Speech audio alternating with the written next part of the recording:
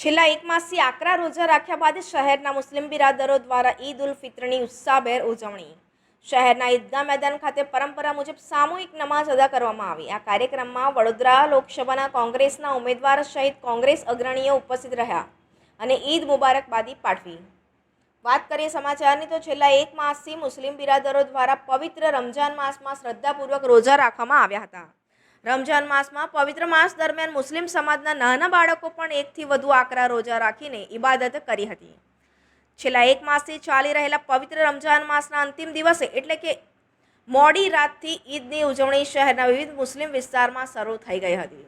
મુસ્લિમ બિરાદરો રમજાન ઈદથી નવા વર્ષની ઉજવણી કરતા હોય છે, ત્યારે મુસ્લિમ સમાજમાં અનેરો ઉત્સાહ અને ઉમંગ જોવા મળ્યો હતો.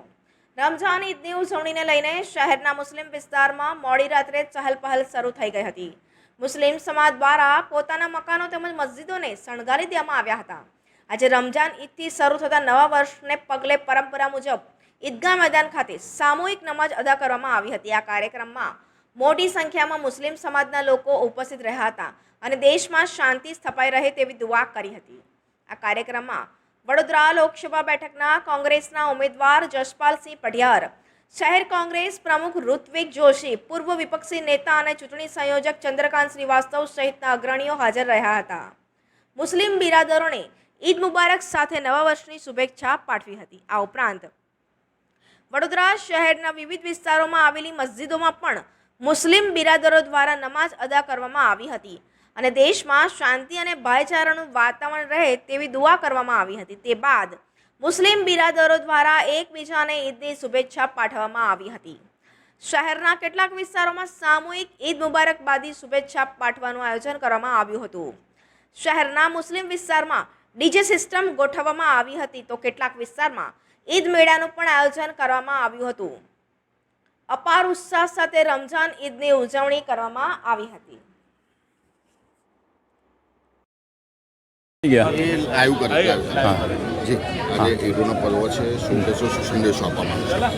હું વડોદરા શહેર ખતીબ આજે ઈદગાહમાં ઈદની જે વિશેષ નમાઝ અદા કરવામાં આવી અને ઈદની નમાઝ ખુશાલી વ્યક્ત જે અલ્લાહ તાલાનો એહસાન તે કે નમાઝ અદા થઈ. સાથે સાથે વડોદરા શહેરના તમામ મુસ્લિમ સમુદાયને હું ઈદ મુબારક પાઠવું છું. વડોદરા શહેર આપણી સંસ્કારી નગરી તરીકે ગણાય છે. આપણું વડોદરા શહેર અમન, શાંતિ અને સુખાકારીની પ્રગતિએ રહે.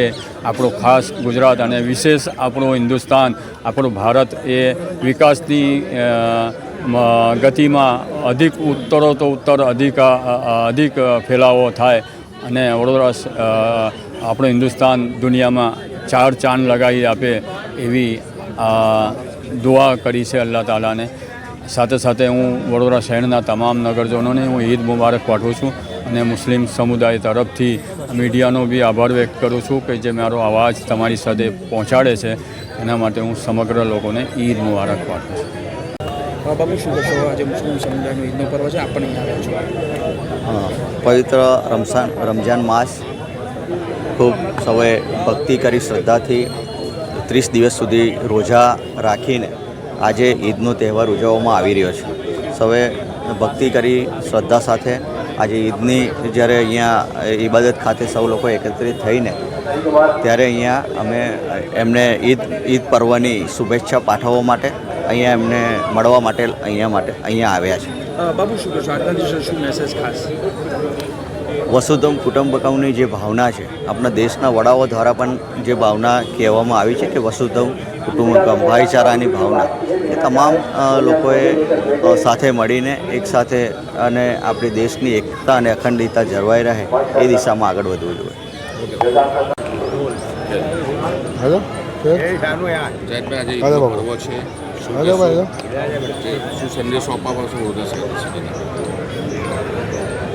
પહેલાં તો હું સૌ પ્રથમ સમગ્ર દિલથી ઈદ મુબારક પાઠવું છું.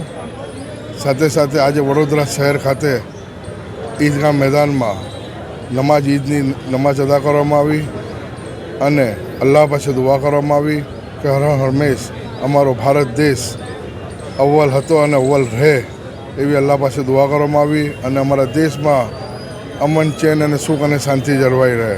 સાથે સાથે આગામી પણ જો તહેવારો આવી રહ્યા છે એવી જ રીતે આજે આપ જોઈ રહ્યા છો કોમી એકતાનો માહોલ, એવી રીતે બધા હળીમળીના તહેવારો ઉજવીએ. અને હું સૌ આપને ફરીથી એક વખત સૌને દિલથી ઈદ મુબારક પાઠવું છું.